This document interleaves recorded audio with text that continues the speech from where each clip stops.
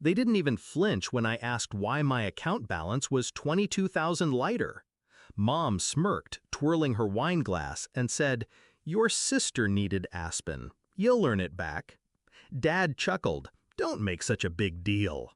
I didn't argue. I just nodded, quiet, composed, because I already knew what they had forgotten, whose name the house was in. It wasn't always like this.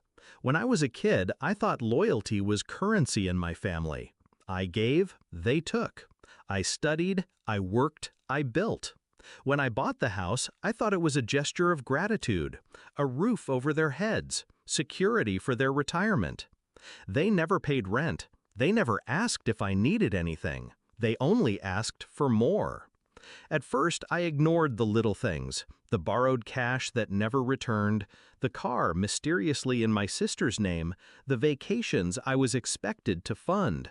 But Aspen? That was different. That wasn't need. That was indulgence, stolen straight from me. The proof came when I checked the bank statement. Transfers, hotel charges, designer stores. My card had become their lifeline.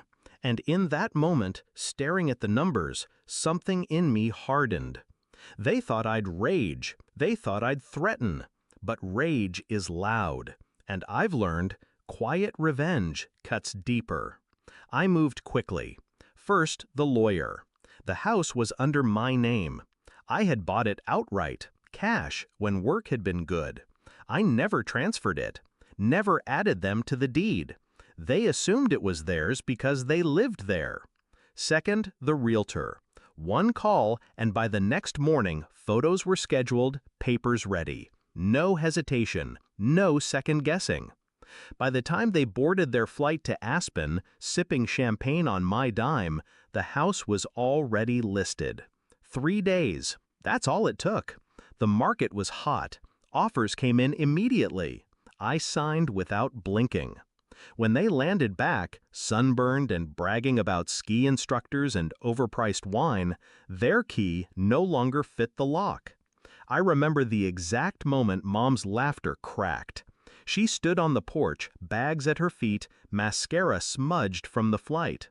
Dad jiggled the key again, swearing under his breath. I stepped out of the car, leaned against the doorframe, and held up the deed. "You don't live here anymore." Silence, heavy, sharp. Mom's voice was a whisper. "You wouldn't." I smiled. "I already did." They screamed then, first at me, then at each other, accusations flying, panic setting in as reality carved its way into their bones. "Where will we go? What about our things? How could you?" Every question only proved what I had always known. They had never seen me as family, just as a resource. The best part?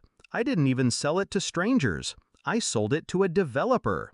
The house would be gone within weeks, demolished, erased. It wasn't just eviction, it was extinction of the little empire they thought they controlled. Dad tried one last time, his voice trembling with anger dressed as authority. "We're your parents, you owe us." I looked him dead in the eye. Calm, cold. "You drained 22,000 without asking. That was the moment you stopped being parents. That was the moment you became thieves." He shut up after that. I didn't celebrate. I didn't need to. Justice doesn't always roar. It settles in your chest, steady and warm. When the movers hauled their belongings out onto the curb, I didn't watch. I didn't care. I had already detached. They called me heartless, but the truth is simple. Heartless would have been to keep letting them use me until nothing was left. I chose myself, finally. Now, when I check my bank balance, it's whole. And when I drive past that street where their house once stood, I feel nothing but relief. Because sometimes the cleanest revenge isn't fire or fury, it's subtraction. Removing the parasite and watching how quickly it withers without you. And that's the part they'll never understand. They thought they'd always win because I loved them. But love without respect isn't love, it's leverage. And I don't get leveraged anymore. Final reflection? They thought Aspen was expensive, but the true price was the roof over their heads, and I was done paying.